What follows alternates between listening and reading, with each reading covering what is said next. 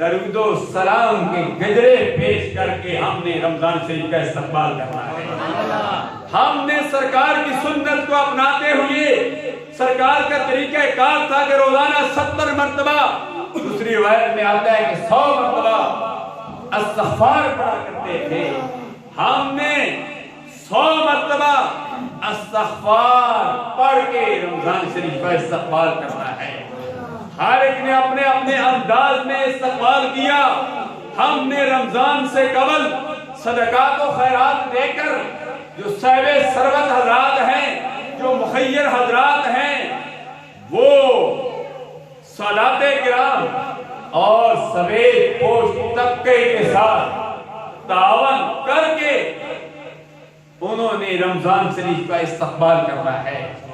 اور جو صاحب نصاب ہیں، انہوں نے رمضان شریف سے قبل اپنے اموال کو زکوٰۃ نکال کر اپنے مالوں کو پاک کر کے مستحقین تک اپنے مال کو پہنچا کر رمضان شریف کا استقبال کرنا ہے۔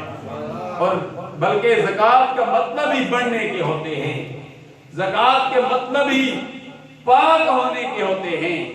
جو زکوٰۃ دیتا ہے، اللہ تبارک و تعالیٰ اس کے مال کو پاک بھی کر دیتا ہے، اور اللہ تبارک و تعالیٰ اس کے مال میں برکت بھی ڈال دیتا ہے۔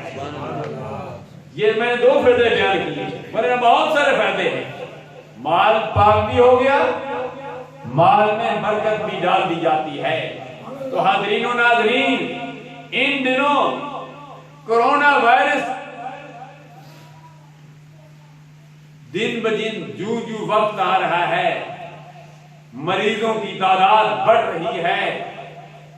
پوری دنیا میں 22 لاکھ انسان کورونا وائرس سے متاثر ہو چکے ہیں، اور پوری دنیا میں تقریباً 1.25 لاکھ افراد فوت ہو